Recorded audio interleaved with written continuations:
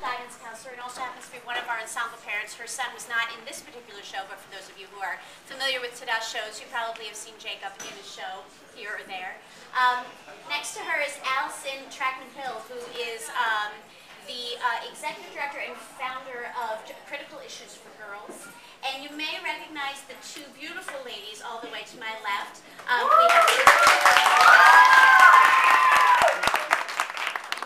are members of our ensemble. We spoke to all of our ensemble members and asked for those of them that were interested in talking about this important topic about bullying. And several people were interested, and these guys had interesting stories to share. So we wanted to bring them up so that you can also have a kid point of view on this as well. So to start, I actually wanted to start with Brina. Start by, if you could perhaps introduce yourself briefly, talk about what school you work at, and to start with, what is your school's policy on bullying and what to prevent bullying and to deal with bullying? Well, I'd like to say good evening to everyone and thank you for coming this evening. I'm a guidance counselor in a middle school. The school is Chris McCullough Middle School. It's in Brooklyn. It's a school for gifted and talented children. But we have issues of bullying as well on a minimal level, but it's subtle. It's not always very extreme, but it comes in different shapes and sizes. It comes from bigger kids towards smaller kids. It occurs in classrooms where there's calling out. It occurs after assembly programs that might be of a sensitive nature. It occurs through cyberspace. So we have a zero tolerance code in our school. We have a ladder of referral. We have deans. We have counselors. We have social workers. We have psychologists, assistant principals, and the principal gets involved as well.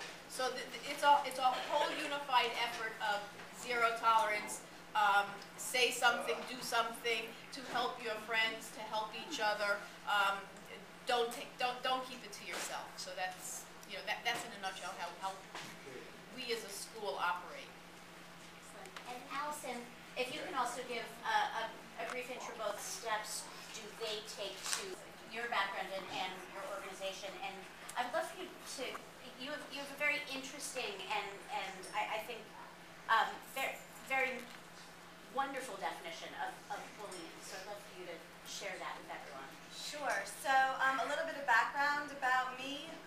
People often ask me how it is that I got involved in a lot of these topics, and I tell them that I was somebody who was always extraordinarily interested in people's relationships with themselves and with other people. And in college I did a lot of work on healthy and abusive relationships and body image in the media. I studied women's studies, and I was trained as an advocate for battered women who were seeking orders of protection against their batterers.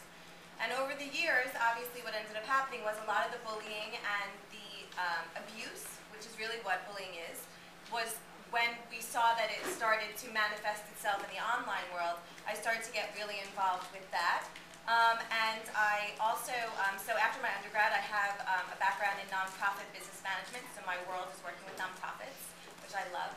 And one of the things that I decided to do after I got my master's degree was to join the Girl Scouts of the USA, the national headquarters, which is actually in Manhattan.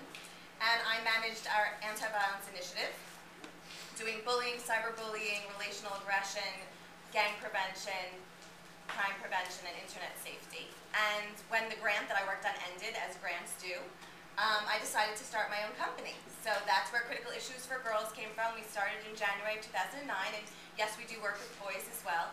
And the work that we do now really focuses on everything that has to do with relationships. So we talk a lot about self-esteem and self-efficacy, which is, whereas self-esteem is being proud of who you are, self-efficacy is having faith in what you are capable of doing. It's a nuance, but it's a really important one. It's a little different.